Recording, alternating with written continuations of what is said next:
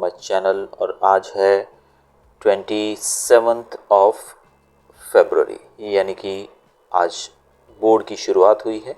तो class 10th का जो बोर्ड का पेपर था आज फर्स्ट, वो था इंग्लिश। और आज के इस वीडियो के अंदर हम उसी पेपर को सॉल्व करने जा रहे हैं। तो चलिए स्टार्ट करते हैं इस पेपर को।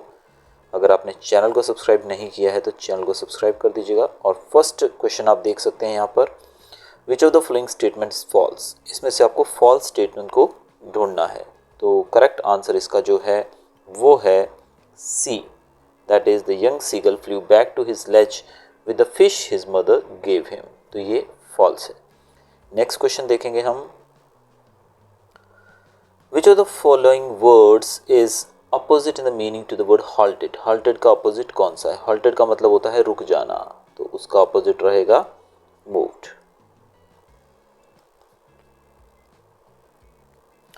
आगे है read the following paragraph and answer the questions. अब फर्स्ट क्वेश्चन पूछा गया है, name the Indian legend who cut off his eyelids to avoid sleep. Answer इसका है Bodhidharma. Bodhidharma an ancient Buddhist. Next question हमारा है, when did tea reach Europe. Tea Europe कब पहुंची? तो इसका आंसर है 16th century. 16th century. Next question is, where was tea first used as a drink. T सबसे पहले कहाँ यूज हुई थी? It was use in China.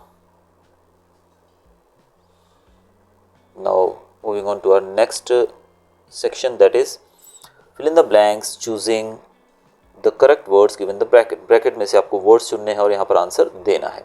तो हम लोग इसको डायरेक्टली ऊपर ही मैं आपको लिख के बता दूंगा। तो सिक्स्थ में आएगा हमारे बच्चों, as ripe fruits are early in danger of falling so mortals. तो मोर्टल्स जो है ये आपका सिक्स्थ रहेगा। When born are always in danger of death as all dash vessels, as all earthen vessels यानी कि मिट्टी के बर्तन, made by the potter and in being broken, मिट्टी के बर्तन टूटते हैं लास्ट में। So is the life of mortals, but both young and adult, both those who are fools and those who are wise, all dash into the power of death, fall into the power of death, all are dashed to death, all are subject to death।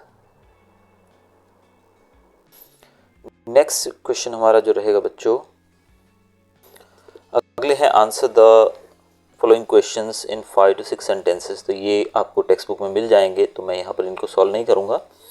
उसके बाद हम चलते हैं section B की तरफ, जो कि है read the following verse and answer the following questions. तो वर्स को यानी कि पोएम में से इसको दिया गया है, तो इसको हमें पढ़कर आंसर देना है। तो चलिए इसको हम जरूर सॉल्व करेंगे। फर्स्ट क्वेश्चन है, What are the ways people say in which the world would end? तो 16 का आंसर है, मैं शॉर्टली लिख रहा हूँ यहाँ पर, इन फायर और इन आइस। ये दो तरीके से इसके एंड होने के चांसेस हैं।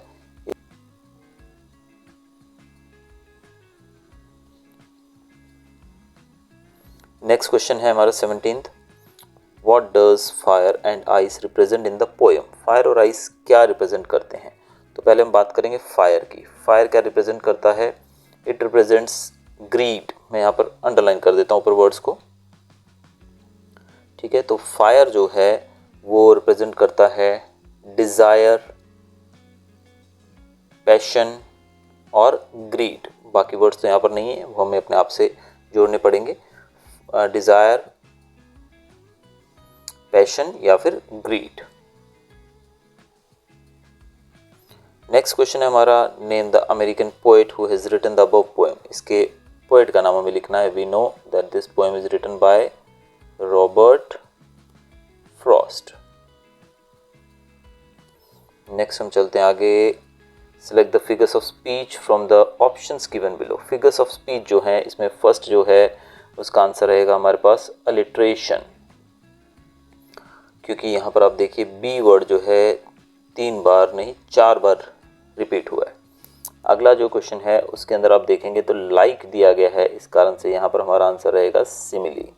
तो ये दोनों आंसर्स आपको मिल गए।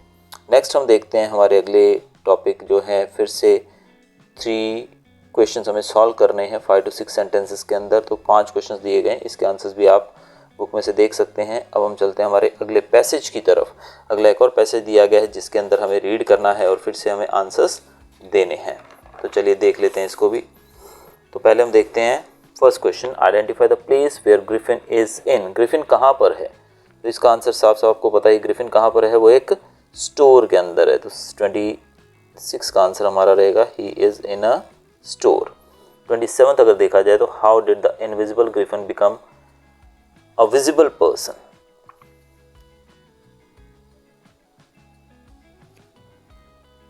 इसका आंसर हम यहाँ पर अंडरलाइन करेंगे। तो ग्रिफिन जो है वो एक इनविजिबल पर्सन था, लेकिन वो विजिबल कैसे हो गया? क्योंकि उसने कुछ वार्म क्लोथ्स पहन लिए, जल्द ही उसने जूते भी पहन लिए, फिर एक ओवरकोट पहन लिया और एक वाइट ब्रिम्ड हैट पहन ली, यानी कि वो एक फुली ड्रेस्ड हो गया, पूरे तरीके से कपड़े पहन लिए और वो एक विजिबल पर्सन बन गया। तो ये आपका रहेगा 27 का आंसर। 28 जो है, what did Griffin do after he ate at the restaurant. Restaurant में जब उसने खाना खाया उसके बाद उसने क्या किया? इसका आंसर है, वो जो ग्रिफिन था उसने खाना पीना खा लिया जब स्टोर के अंदर, रेस्टोरेंट के अंदर, तब उसने फाइनली क्या किया, sit down to sleep on a pile of quilts. वो क्विल्ट्स के ऊपर, ढेर जो था क्विल्ट्स का, उसके ऊपर सो गया। अगला फिर से हमारा एक पैसेज है बच्चों, read the passage and answer the questions. अब यहाँ पर हमें आंसर देना है क्वेश्चंस का। Name the things that एब्राइट was good at. एब्राइट जो थे वो किस में अच्छे थे? He was a debater, public speaker, canoeist, all round outdoor person था वो। तो इसमें आप लिख सकते हैं। इसके अलावा एक्सपर्ट फोटोग्राफर भी था वो। ही वॉज नेचर, और नेचर की बहुत फोटोग्राफी करता। तो साइंटिफिक एग्जिबिट, उसके अंदर साइंस भी था, यानी कि वो साइंस का बड़ा ही कदरदान था। He was a good student also. ये आप लिख सकते हैं। इतने सारे वर्ड्स दिए गए हैं, इनमें से आप सारे आप 1 वर्ड में भी लिखेंगे तो भी चलेगा। Next, who open his mind to new ideas. New ideas के लिए उसका माइंड किसने खोला? इज सोशल साइंस टीचर, यानी कि उसका जो सोशल स्टडीज़ का टीचर था जिनका नाम था रिचर्ड ए वेरर, और उन्होंने इनको हेल्प की थी, यानी कि इनके अंदर एक नया जज्बा जगाया था स्टडी करने के लिए बटरफ्लाइज को। अब हम चलते हैं सेक्शन सी की तरफ, जो है हमारा रेक्टिफिकेशन ऑफ एरर। तो first, I go and asked a woman. तो यहाँ पर हमारा एरर रहेगा गो की जगह पे आ जाएगा यहाँ पर आई वेंट। तो करेक्शन होगा यहाँ पर वेंट का। In the control center where I was. In the control center where नहीं आएगा, वेयर आएगा यहाँ पर, WHERE, where I was and what the other pilot was. And what the other pilot was, तो यहाँ पर हमें आंसर मिलेगा व्हाट नहीं, हु, कि दूसरा पायलट कौन है। I wanted to said thank you.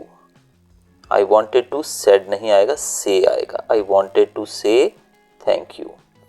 आगे हम देखते हैं हमारा पंक्चुएशन। पंक्चुएशन में फर्स्ट जो है एनी फ्रैंक के बाद आएगा कॉमा, उसके बाद क्लास, क्लास के बाद फिर से comma, right an essay in title, and title के बाद हमें इन्वर्टेड कॉमा लेना है, और लास्ट में क्वैक जो है वहाँ पे फिर से हमें कॉमा लगाना है, और ये इन्वर्टेड कॉमा यहाँ पर क्लोज किया ही हुआ है ऑलरेडी। ठीक है, तो ये 4 समझ लीजिए कि 3 कॉमास डालने थे आपको, उसके ही आपको 2 मार्क मिल गए।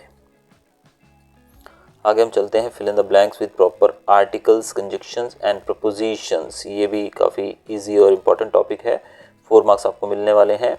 तो फर्स्ट जो है उसके अंदर आएगा बेनेथ, सेकंड है जो वहाँ आएगा बट, थर्ड में आएगा एंड, और फोर्थ में आएगा the.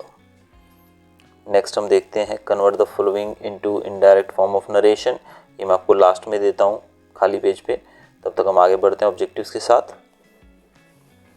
Remember no one dies of hunger, इसको हमें अफर्मेटिव बनाना है, तो इसका आंसर रहेगा B, that is remember everyone sustains through hunger. तो आंसर इज बी। 45th जो है इसका आंसर रहेगा सी। 47th के अंदर अगर हम बात करें, 46 के अंदर अगर हम बात करें तो हमें मिलेगा answer A, first one is correct. Next 47th की तरफ चलते हैं आगे हम। 47th क्वेश्चन हमारे सामने है। यहाँ पर हमें चेंज द वॉइस चेंज करनी है और इसका करेक्ट आंसर रहेगा सी। 48th के अंदर हमें क्वेश्चन टैग ऐड करना है, we just get along somehow, इसका आंसर रहेगा डी, डोंट वी।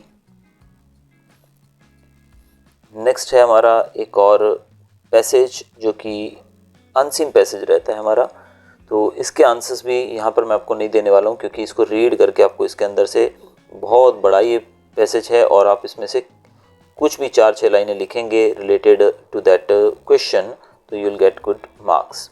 तो हम आगे चलते हैं, दूसरा पैसेज हम सॉल्व करेंगे पोएम का जो है। Read the following poem and answer the questions. अब यहाँ पर पोएम के आंसर्स देख लेते हैं।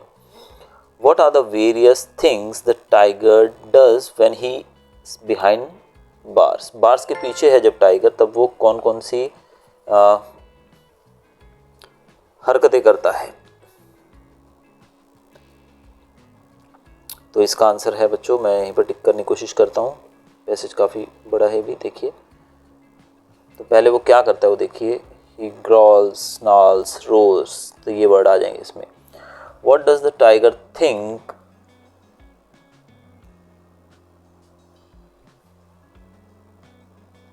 What does the tiger think that it is not good to be behind bars because they spoil his view and restrict his freedom? इससे क्या होता है उसका, they spoil my view and restrict his freedom, इससे उसका freedom जो है वो भी छिन जाता है। तो यहाँ पर दूसरा वर्ड आप लिख सकते हो सेंटेंस, रिस्ट्रिक्ट हिज फ्रीडम। तीसरा क्वेश्चन यानी कि 51st है, what are the probable outcomes if the tiger becomes wild? Tiger अगर वाइल्ड हो जाए तो क्या आउटकम्स निकल सकते हैं?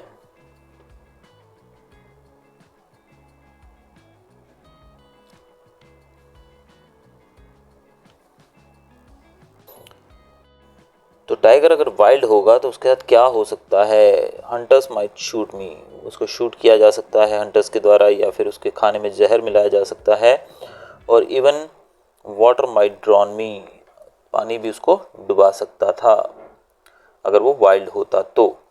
लास्ट क्वेश्चन इसी का है, why does the tiger stop thinking? Tiger सोचना क्यों बंद कर देता है? He knows that both captivity and wild have dangers, क्योंकि उसे पता है कि कैप्टिविटी, यहाँ पर आंसर यहाँ पर ढूंढना पड़ेगा आपको, और he stops thinking and the tiger behind the bars of the cage of his cage crawls। तो इसका आंसर आपको ऑन पोएम, अगर आपको पढ़ी हुई है पोएम अच्छे से तो ये आप लिख पाएंगे। he knows that both captivity and wild have dangers, तो यहाँ पर आप इसको लिख सकते हैं, both captivity and wild have dangers।